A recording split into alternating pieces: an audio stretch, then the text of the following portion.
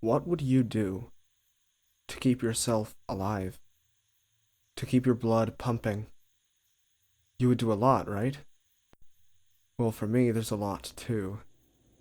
On this server, I might just have to do all of it.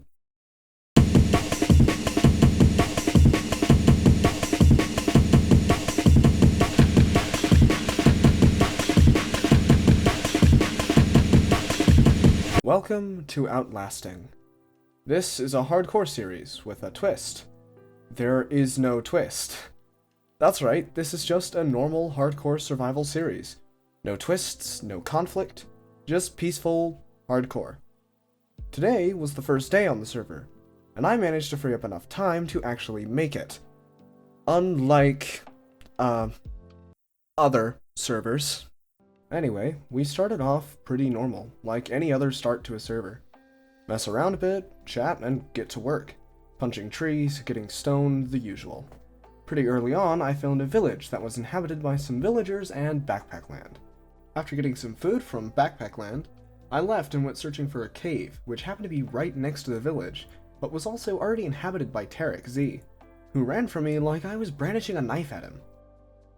After a close call with the cave, I started looking for iron. I got myself some coal, tried not to die, and eventually, not that long later, I found my first iron. Just enough to get me some basic gear. I made sure to explore more of the cave before leaving though, so by the time I was ready to surface, I had everything I needed. I went back to the village, which Backpack Land had now vacated, and tried making a string duper, but upon meeting Flanagan and Falzon, I found out that string dupers didn't work in this version. This is when I started plans for an iron farm. Me, Flanagan, and Falzon were officially a team. This is when the first death on the server came. Loitek, a pond member who I'd never talked to really, was blown up by a creeper.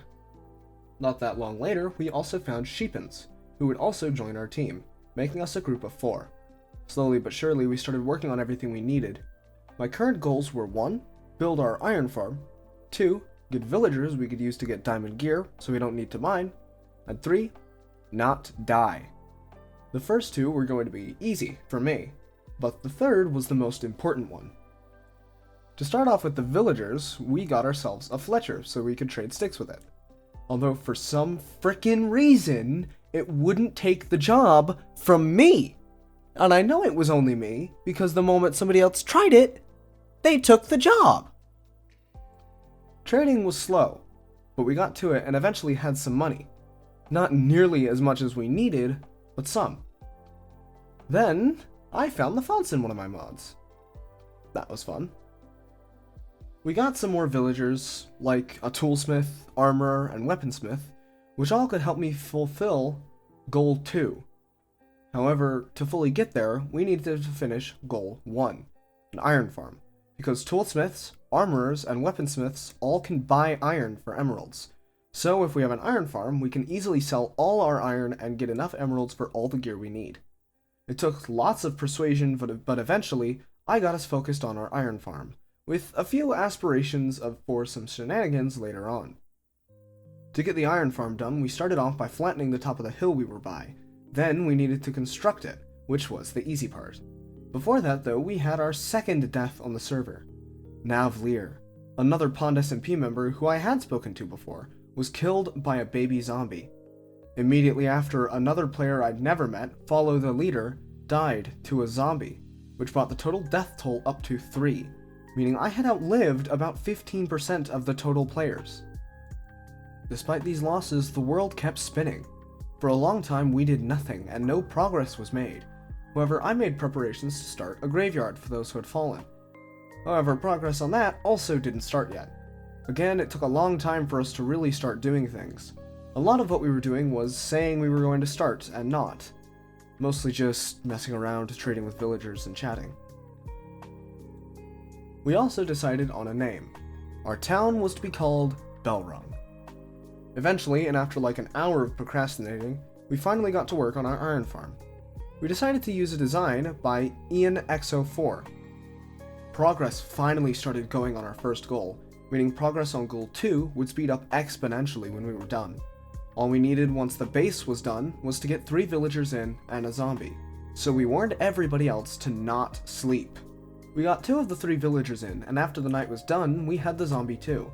All we needed was another villager, but the 2 we had in a boat nearby walked into the farm and both died to lava. One of which was our maxed out toolsmith, sending us back on goal 2. We ended up just breathing the 2 we had, which after a while worked. But that's later. For now, we had to focus on our other goals. So far, goal 3 has been a breeze. No close calls, nothing. This challenge was looking to be easier than ever, and nobody had died since Follow the Leader. Spirits were high, but the farm was still not quite working. So we once again focused on goal 2. We traded with villagers, messed around a bunch, and just kinda lived. After everything was mostly working and the others were making more headway, I decided to start a 4th side goal, making the graveyard. 3 graves for the first 3 deaths. Just around this time, Flanagan finally logged off. I went back to the graveyard with my plans straight. 3 graves, 1 for each fallen player. As more fell, more graves would be added. Nevlier, Follow the Leader, and Loitek. Those unfortunate 3 who didn't manage to live as long as me. While I had been working those, Sheepins and Falzon were out talking with Lazy and everyone else he was with. I hung around the village, getting to our first 2 baby villagers, and the start of our iron farm working. Meanwhile, Falzon and Sheepins blew up Lazybird and his base. Luckily nobody died, but somebody very well could have. When they got back, it was around time to show the group the graveyard and finish spawn-proofing our farm by pathing a circle around the farm. It had been ages at this point since our last death, and it looked like 3 may stay how many for today. I ended my day by showing them the graveyard and logging off. Just kidding! I stopped my recording, but I didn't log off yet. I kept playing without recording, and immediately after I told him not to, this idiot, Sheepins, decided to go get himself blown up.